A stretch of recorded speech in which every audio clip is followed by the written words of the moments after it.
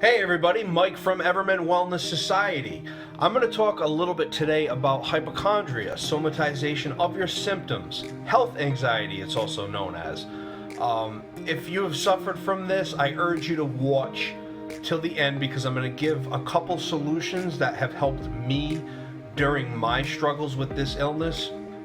Or if you know somebody who has struggled and you're trying to find solutions for them, loved ones that you feel hopeless and don't know how to help, because I know how frustrating it can be from the outside looking in to somebody who is dealing with this. So I'm going to offer a couple solutions that have helped me, somebody who has struggled with this debilitating illness for a majority of my life.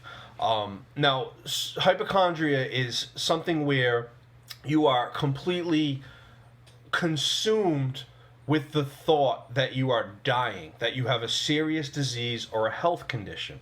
You're easily alarmed by any symptom that arises in your body. It could be something as little as a tingle in your left hand.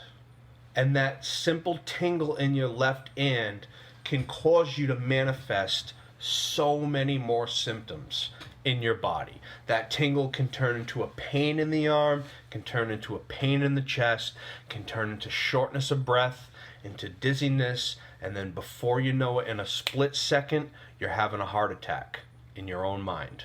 That's what you're having. I went into the hospital because I was at a level 10 chest pain. I was sweating profusely. I had this massive headache. I couldn't breathe.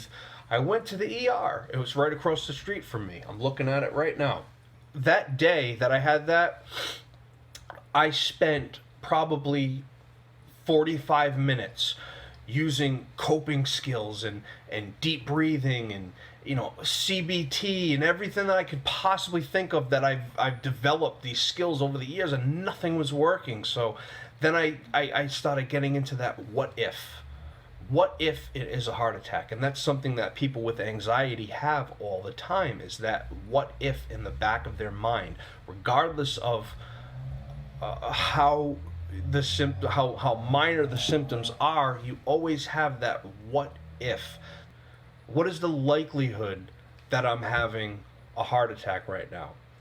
And the likelihood in reality is not that likely. But in our mind, it's that's it. We're having a heart attack. There's no question about it. How can I have symptoms like this? How can I have a level 10 chest pain? How can I not breathe? This has to be what a heart attack feels like. And that's something that circulates in our head constantly. So if you have suffered with health anxiety or know somebody who's suffered with health anxiety, here's my two main solutions. Now, I say solutions because I actually don't want to say solutions, because it's not a solution. Because a solution would be a fix to the problem. And me having dealt with anxiety for a majority of my life, I can honestly say that I haven't came up with a solution yet. What I have come up with was skills to manage my symptoms and manage my anxiety. So, number one skill on the Richter scale is to face your anxiety.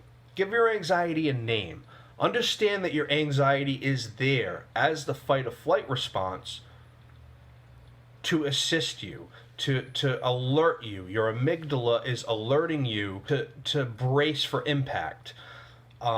Unfortunately, our amygdala is this overworked little infant that we need to train when there is impending doom and when there's not. It can't differentiate from that.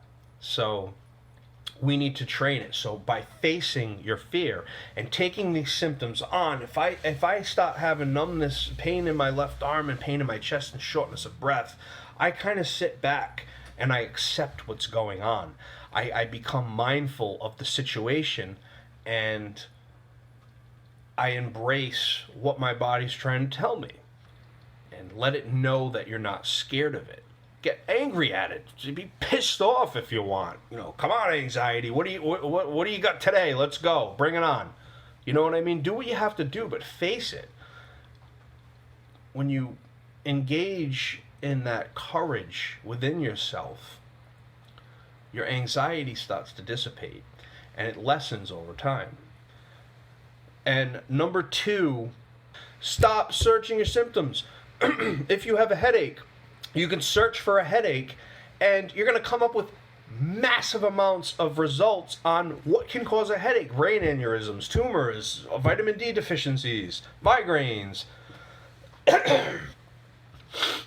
There's no end to what you can fill in your memory bank and create this neural pathway of just useless jargon that you don't need to know. Stop searching for things on Google. Just accept them for what they are. Let the professionals search your symptoms. Let them decide what your symptoms are.